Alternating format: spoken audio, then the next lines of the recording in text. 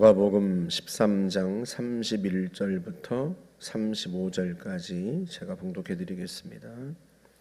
곧 그때에 어떤 바리새인들이 나와서 이르되 나가서 여기를 떠나소서 헤롯이 당신을 죽이고자 하나이다. 이르시되 너희는 가서 저 여우에게 이르되 오늘과 내일은 내가 귀신을 쫓아내며 병을 고치다가 제3일에는 완전하여지리라 하라. 그러나 오늘과 내일과 모레는 내가 갈 길을 가야 하리니 선지자가 예루살렘 밖에서는 죽는 법이 없느니라. 예루살렘아 예루살렘아 선지자들을 죽이고 네게 파송된 자들을 돌로 치는 자여, 암탉이 제 새끼를 날개 아래 모음같이 내가 너희의 자녀를 모으려 한 일이 몇 번이냐. 그러나 너희가 원하지 아니하였도다. 보라, 너희 집이 황폐하여 버린 바 되리라. 내가 너희에게 이르노니 너희가 주의 이름으로 오시는 이를 찬송하리로다 할 때까지는 나를 보지 못하리라 하시니라. 아멘. 주님께서 구원받는 자가 적습니까? 하는 그 질문에 대해서 대답하고 계실 때, 곧 그때 어떤 바리새인들이 와서 예수님께 여기를 떠나십시오, 얼른 떠나세요, 헤롯이 당신을 죽이려고 합니다 하고 이야기를 전해줍니다. 바리새인들이 했다는 점에서 그 말이 사실인지 아니면 예수님을 해하려는 음모인지는 알 수 없죠. 항상 바리새인들이 예수님께 대하여 적대적이었으니까요. 물론 모든 바리새인들이 적대적이다 하고 말할 수는 없지만 어쨌든 헤롯이 당신을 죽이려고 하니까 얼른 여기를 떠나십시오 하고 말하는데, 그 말을 듣고 예수님께서 가서 저 여우에게 말해라 하고 말씀합니다. 헤롯을 여우라고 지칭하죠. 헤롯이 교활하고 그런 점에서 예수님께서 그렇게 부르셨던 모양이에요. 오늘과 내일은 내가 귀신을 쫓아내며 병을 고치다가 제3일에는 완전하여지리라 하고 번역했는데, 이 단어가 본래 완성하다, 성취하다 이런 뜻이에요. 오늘과 내일에는 내가 병을 고치고 귀신을 쫓아내다가 제3일에는 그 모든 일을 성취하고 완성하리라, 이런 의미입니다. 귀신을 쫓아내고 병을 고치는 것은 하나님의 나라가 임한 증거입니다. 하나님의 나라는 영생의 나라죠. 생명의 나라입니다. 병은 그 생명이 흔들리는 증거가 병이에요. 귀신은 하나님의 나라의 대적자죠. 그래서 예수님께서 하나님의 나라가 임한 증거로서 하셨던 일들이 병을 고치고 귀신을 쫓아내는 겁니다. 여러분, 죽음이 죄 때문에 온 거잖아요.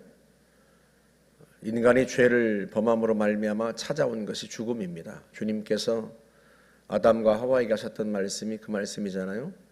네가 선악을 알게 하는 나무 열매를 먹는 날에는 반드시 죽으리라. 주님의 명령을 거역하고 불순종한 결과는 뭐다? 죽음이에요, 죽음. 그래서 죄의 결과는, 죄의 삭은 죽음입니다. 그 죽음이 오고 있다는 증거가 뭐예요? 그게 병이에요. 그 질병이 죽음의 그림자입니다. 그래서 주님께서 제일 먼저 하신 일이, 이 땅에 오셔서 제일 먼저 하신 일이 뭔가? 병을 고치신 거예요. 귀신을 쫓아내고 죽은 자를 살리신 겁니다. 그래서 예수님께서 생명을 가져오셨고, 그 생명이 충만한 곳, 생명 자체이신 하나님께서 임하셨다, 하나님의 나라가 임하셨다는 증거가 병고침이었어요. 그래서 주님이 제일 먼저 하신 일이 그겁니다. 지금 주님이 그 말씀을 하시는 거예요. 오늘과 내일은 내가 병을 고치고 귀신을 쫓아내리라. 그러니까 헤롯의 위협이 있어도 주님은 주의 일을 하신다는 뜻이에요. 나는 나의 길을 간다. 그리고 제3일에는 주님이 하셨던 모든 일들을 다 완성하신다 하는 거예요. 주님이 이 땅에 오신 목적을 성취하시고 이루시기까지 어떤 위협이 있어도 주님은 주님의 길을 가시겠다, 그렇게 말씀을 하시는 거예요. 그 다음 절에서 이걸 좀 더 풀어서 말씀을 하시죠. 그러나 오늘과 내일과 모레는 내가 갈 길을 가야 하리니 선지자가 예루살렘 밖에서 죽는 법이 없느니라. 주님이 지금 예루살렘으로 올라가고 계시죠? 왜 올라가고 계세요? 주님이 이미 예고하신 것처럼 자신의 생명을 내놓으시기 위해서 가시는 길이란 말이죠. 오늘과 내일과 모레는 내가 갈 길을 가야 한다. 그리고 선지자가 어디서? 예루살렘 말고 다른 곳에선 죽는 법이 없다. 이게 무슨 말이에요? 나는 예루살렘에 가서 죽을 거다, 그런 이야기예요. 그래서 제3일에는 완전하여지리라 하는 그 말씀도 암시가 들어있는 거죠. 주님이 죽으셨다가 제3일 만에 부활하시잖아요. 그래서 주님은 주께서 이 땅에 오신 목적, 하고자 하시는 일, 그 일을 완성하신다 하고 이렇게 말씀을 하십니다. 그러면서 34절에서 예루살렘을 보고 탄식하시죠. 주님이 예루살렘에 가서 죽으러 가시는 거예요. 십자가를 지기 위해서 가시는 건데, 안타까운 건 이 예루살렘이, 그러니까 이스라엘이 항상 주님을 거역했다는 사실이에요. 예루살렘아, 예루살렘아, 내가 암탉이 자의 새끼를 모으려 한 것처럼 내가 너희 자녀를 모으려 한 게 몇 번이더냐. 그러나 너희가 원하지 아니하였다.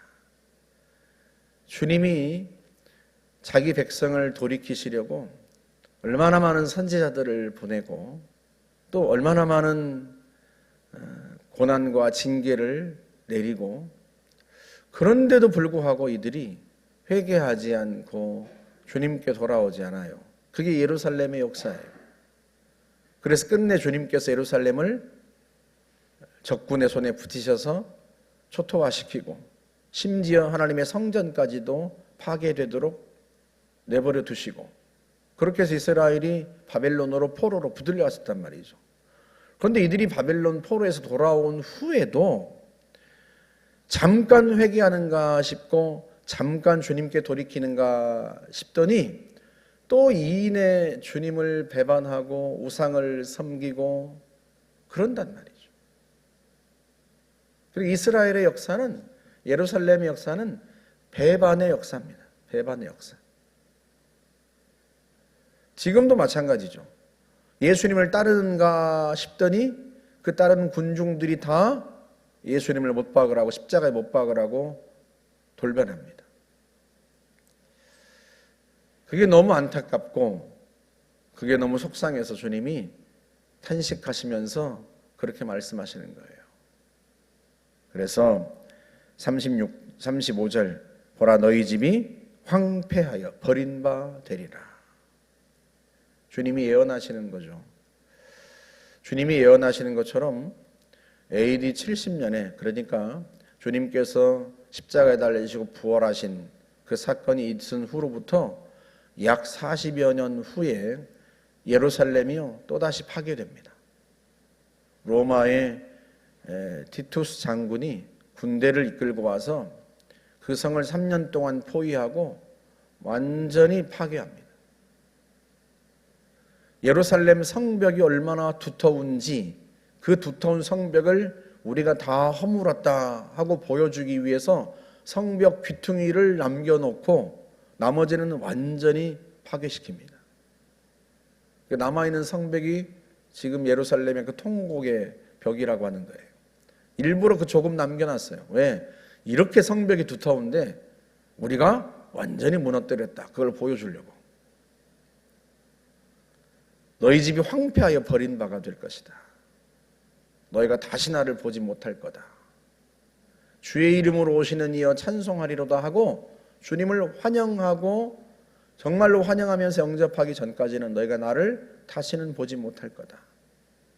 주님이 너희가 진정으로 회개하기 전까지는 다시는 내 얼굴을 보지 못할 거다 하고 또다시 저주하시며 경고하시는 거예요.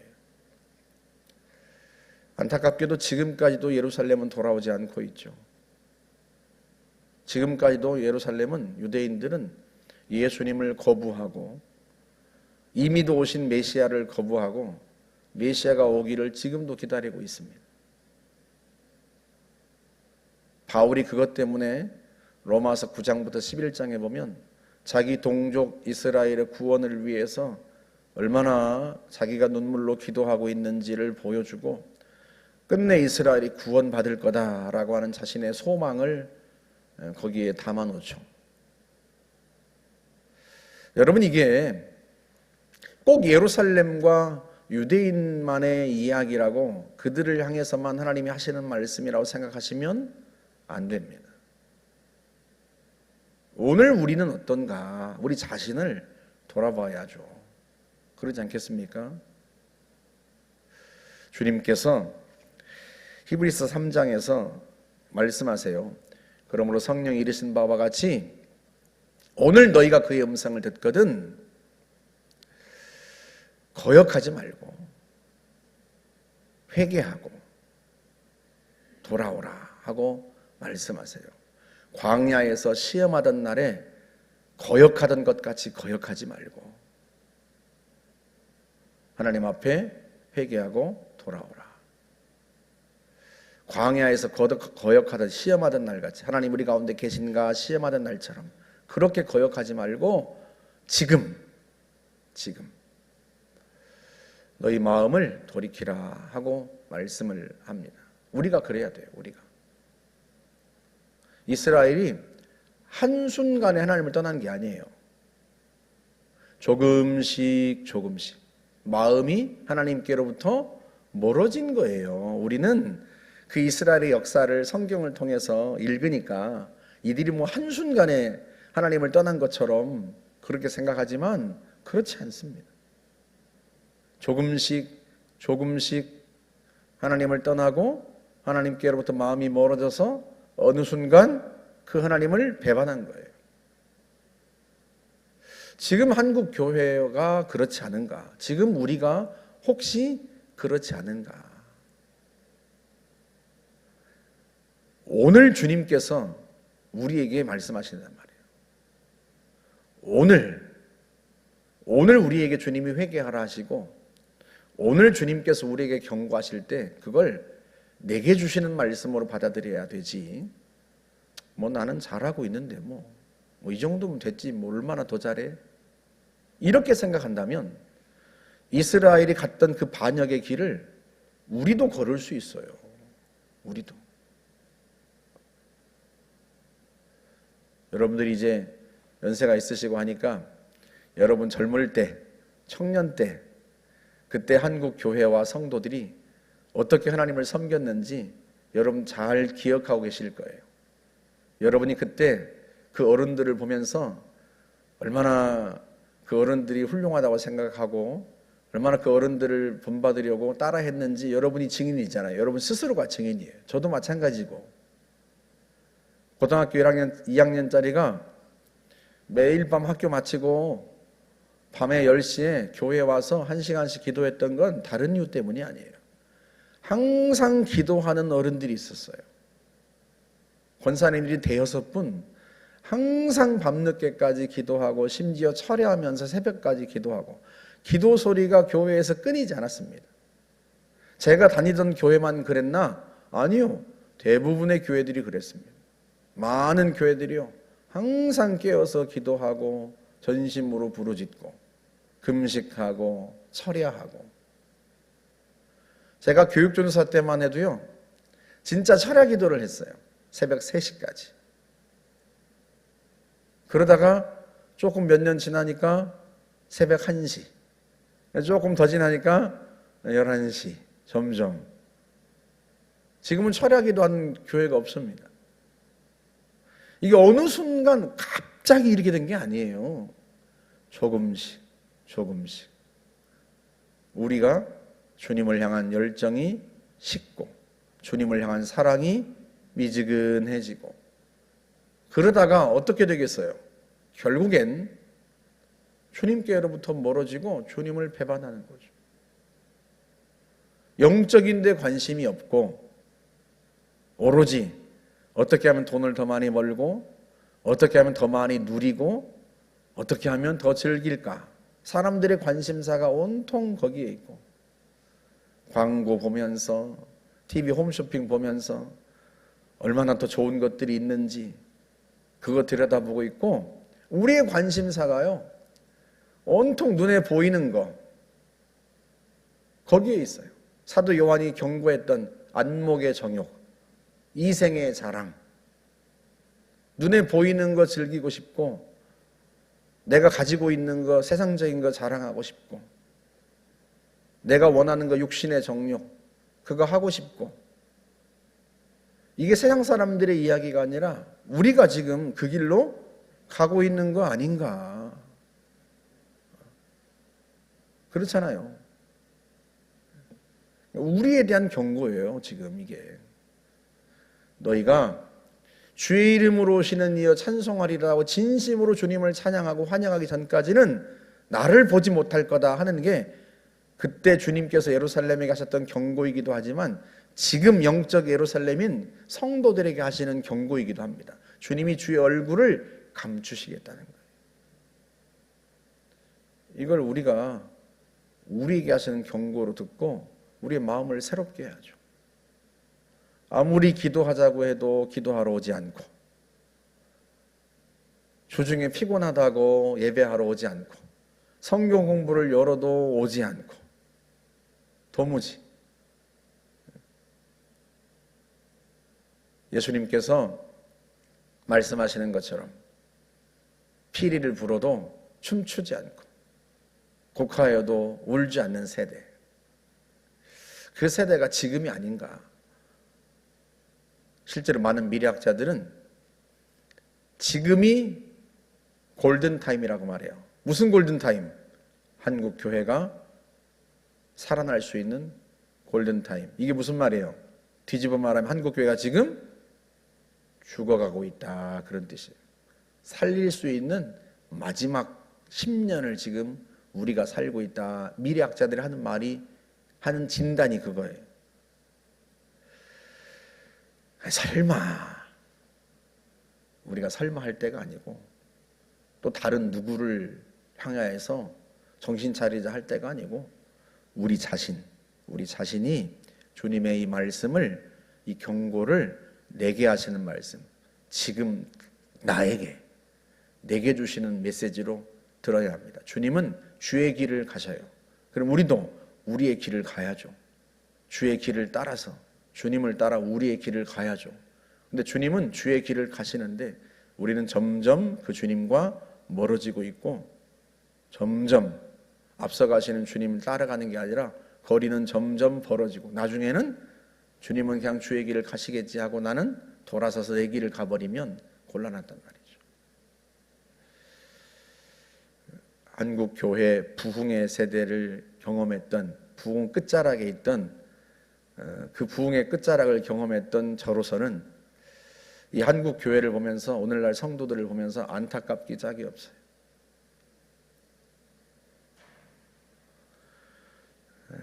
어떤 분들이 그래요. 제가 이런 얘기 할 때마다 목사님 맨날 혼내시는 것 같다고 그런 얘기를 해요. 그렇게 느끼시니 감사하죠.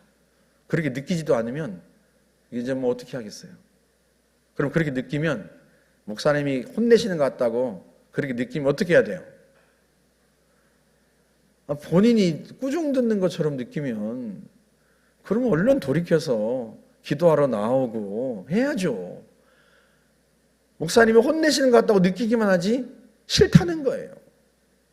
그러지 말았으면 좋겠다는 거예요. 그 얘기를 왜 저한테 하냐면 그러지 마시라, 그런 뜻이에요. 이게 지금 위로해주고 격려해주고 그래야지 자꾸 그러지 말라 이거예요. 저도 좋은 소리만 하면 참 좋아요. 예수님도 좋은 소리만 하시면 참 좋아요. 예수님도 너희가 다시 나를 못 볼 거야 이렇게 말씀하고 싶겠어요? 그런데 이대로 두면 안 되니까 그런 경고를 하시는 거죠. 경고가 경고로 들리면 그나마 괜찮아요. 나중엔 경고가 경고로도 안 들리고 그냥 듣기 싫은 소리로만 들리고 그냥 귀를 닫아버리면 이제는 뭐 안타깝지만 우리도 예루살렘이 갔던 그 길을 밟을 수밖에 없는 거죠. 이게 저 혼자만의 이야기가 아닙니다. 많은 목회자와 많은 성도들이 느끼고 있는 바고 탄식하는 바고 안타까워하는 바입니다.